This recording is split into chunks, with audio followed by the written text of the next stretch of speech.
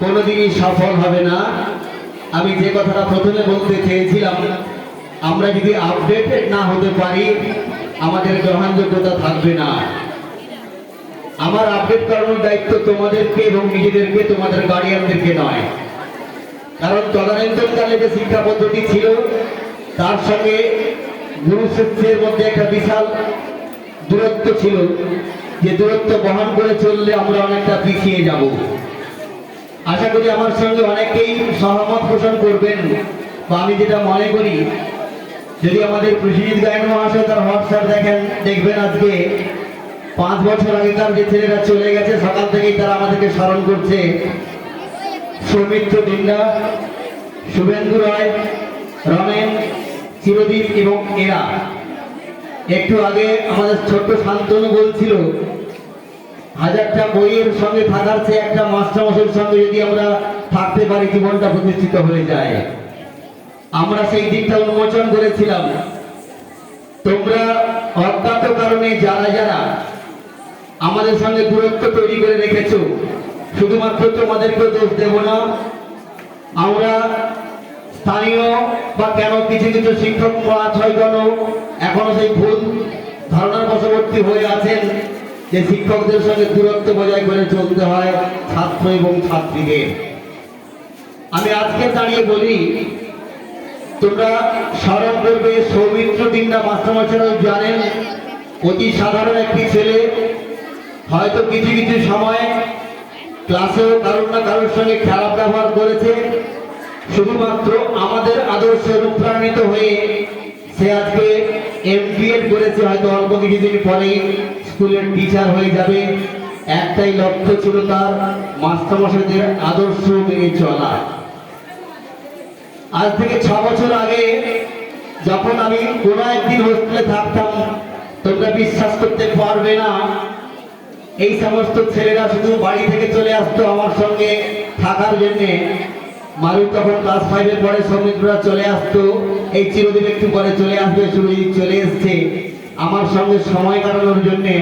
Staff রুমে আমরা বড় বিছানা করে ফেলতাম, বাচ্চা বাচ্চা ছেলেগুলো স্থান পেত না, তারা কান্নাকাটি করে পালিয়ে যেত, স্যার আমরা শুতে পেলাম না। এটা 10 বছর পরে কোনো মাস্টারমশাই বিশ্বাস করতে পারবে না, কারণ এখনো হয়তো বিশ্বাস করতে পারছেন না। এটা মদন বাবুরাও জানেন, শহীদ বাবুরাও জানেন, সকলে যারা উঠতে থাকেন জানেন। বাধ্য হয়ে আমাকে স্থান বাড়ানোর জন্য স্টাফ রুমে চলে আসতে হতো। এমন কোনো ছাত্রকে আমি আজ পর্যন্ত দেখিনি বা 40 বছরে দেখবো না। প্রভাস পণ্ডিত, চিরদীপের মতো এত চাকরিরা আমি কোনো তাদেরকে আছে। আমরা আলো দেখাতে চেয়েছিলাম। প্রভাস পণ্ডিতকে বড় ভলিবল প্লেয়ার করার জন্য দিয়ে এসেছিলাম একটা ফ্রি সংস্থাতে। তার বাবার ভুল ধারণা ছিল, বোধহয় আমার ছেলেকে চাকরি করার জন্য দিয়ে এসছে, মাস্টারমশাই বেতন কত করে দেবে। আমি বললাম, আপনার ছেলেকে যেতে হবে না, কষ্ট হয়, এত বড় প্রতিভাধর একটি ছেলে এখন ভ্যান চালায়। চিরদীপ একটু পরে আসবে, ভেবে নিও। ছেলেমেয়েরা কুপথে চলে যায়, সুপথ দেখানোর দায়িত্ব আমাদের। এটা কিন্তু 3rd গিয়ার দিলাম না, 1st গিয়ার দিলাম। একবারে চুপ করে থাকবে। বুড়ো পাক বুড়ো শিখের কিন্তু তেজ অনেক বেশি, একবারে কথা বলবে না। এখন ওখানে সুরজিৎ মাইতি বসে আছে, ওখানে বিশ্বজিৎ আছে। 14 সালে আমরা বড়গ্রাম দর্শক মিলন বিদ্যাপীঠ কেদারপুরে ফাইনাল খেলতে গিয়েছিলাম আনন্দলালের সঙ্গে। আনন্দলাল আমাদেরকে সেমিফাইনালে আউট করে দিয়েছিল 6 করে। আন্দোলন করে আমি গিয়েছিলাম, সেখানে সর্বকনিষ্ঠ ছেলে হিসাবে চিরদীপ দাস তখন সম্ভবত 8-এ পড়ে, গোল করেছিল এবং প্লেয়ার হয়েছিল পুকাই দেবনাথের সঙ্গে। কিন্তু পরিবেশ ভুল শিক্ষা দিয়েছিল। সবাইকে আমি একসঙ্গে বারান্দায় রেখেছিলাম, কারণ হিসাবে আমি শুয়েছিলাম একবারে শেষ প্রান্তে। রাত্রিবেলায় আমাকে পা ডিঙিয়ে কখন চলে গেছে জানি না, তারা মদ খেয়েছিল। সেই বাচ্চা ছেলেকে শাসন করলাম, তার বাবা মা এসে বললো, স্যার ছেলেটা আমাদের না, আপনার ছেলে। আমি শাসন করিনি, সোহাগ করেছিলাম। তারপরে স্কুলের এমন কোন ইভেন্ট নেই যে চিরদীপ দাস আমাকে ট্রফি দেন। আজ পর্যন্ত যতগুলো ট্রফি আছে সবচেয়ে বেশি ট্রফি দিয়েছে চিরদীপ দাস। এখন আমাদের ওয়েস্ট বেঙ্গলের হয়ে বাইরের রাজ্যে খেলতে যাচ্ছে ভলিবল, শুধুমাত্র সঠিক সময়ে জাগলো না বলে।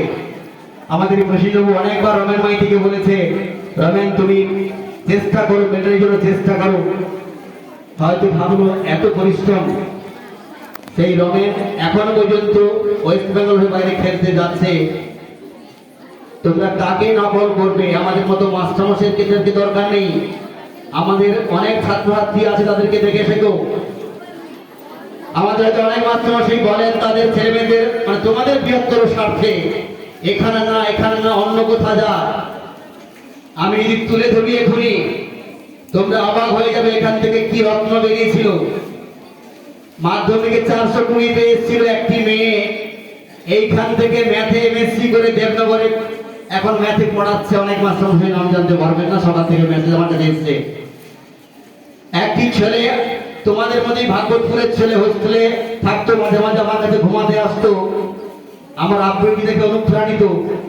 সে প্যারামেডিক্যাল পড়তে গিয়ে ভাবলো না এই চর্চাটা বজায় রাখতে হবে, যখন তখন আবৃত্তি করতো। এখন কলকাতার থিয়েটার নামাচ্ছে। অনেকেই মনে করতে পারবেন না মাস্টারমশাইরা কে এমন আছে। অমিত কুমার মন্ডল, বাড়ি ভাগবতপুর, বড় বড় থিয়েটারের অনুষ্ঠানে অভিনয় করছে। আমার সঙ্গে শুভেন্দু এক ক্যালিস থাকতো, আমাদের খেলোয়াড়দের অন্যতম প্রিয়। সে এখন বিএসসি নার্সিং পাস করে প্রায় চাকরি পাওয়ার ভূমিকায় আছে। হাজারটা কথা বলবো, শুধু ছেলেদের কেন অনেকে বলো না যে হেড স্যার তো ছেলেদেরকে ভালোবাসে না। দৃশ্য তোমাদের দেখাবো। আমার সমালোচনা করবে 32 সালের পরে। সমালোচনা কেন, এরকম ঘৃণা পেলে আমি মনে করি এটা আমার পুরস্কার। যারা ভারতরত্ন পেয়েছে ইন্দিরা গান্ধী, তাকে তো তার দেহরক্ষী গুলি করে মেরে দিয়েছিল, পরে ভারতরত্ন হয়েছে। সুতরাং তিরস্কার ভৎসনা পাওয়া মানে ইতিমধ্যে ধরে নিও না উনি খুব খারাপ। রাজীব গান্ধীকে তো একটা বাচ্চা মেয়ে মেরে দিয়েছিল, থামু, তুমি নারী জাতির কলঙ্ক। বাচ্চাকে ভালোবাসতো, দেহরক্ষীরা সরিয়ে দিয়েছিল যে তোকে মালা দেওয়া যাবে না, তুই সরে যা। সে বলছিল চলে আয়, তুই বাচ্চা মেয়ে চলে আয়। বোমের মধ্যে, মালার মধ্যে বোম ছিল। আমরা যারা ভালোবাসি আমাদের দোষ নেই, যারা ভালোবাসাকে খুব ব্যাখ্যা করে তাদের দোষ। আমাদের বাপুজি জাতির জনক, সে তো গুলিবিদ্ধ হয়েছিল, সে তো আজকে বাপু হয়েছে।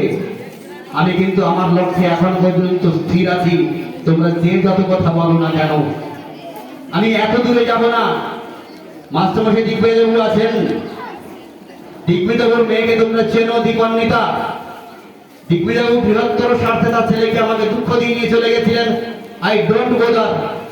দিগ্বিজয়বাবুর মেয়ে স্কুল থেকে নাচে জেলায় চ্যাম্পিয়ন হয়েছিল, তার লড়াইটা দেখো। তাকে তোমরা নকল করবে? সেই মেয়েটি 18 বছরের পরে বিয়ে হয়ে যায়। বিয়ে হওয়ার পরে গ্রাজুয়েশন করলো, বেসিক করলো, বিএড করলো, এখনো তার লড়াই কিন্তু চালিয়ে যাচ্ছে। নট অনলি দীপান্বিতা, বারোশো প্রতিনি। যখন আমি দৃঢ়তার সঙ্গে বলছি, যারা প্রাক্তন ছাত্র আছে, তখন খুব কষ্ট পেয়েছিলাম। 16 সালে আমাদের কৃষ্ণকান্তকে নিয়ে চলে যায়, 600 পেয়েছিল মাধ্যমিকে। আমি তখন উচ্চ মাধ্যমিক করছি, শুধু ভালো ভালো ছেলেকে নিয়ে আসবো। কোন এক জনৈক হেডমাস্টার মশাই এখান থেকে নিয়ে চলে গেল, এখানে ভালো রেজাল্ট হবে না। পাল্লা দিয়ে আমি দুটো বাচ্চাকে নিয়ে এসেছিলাম।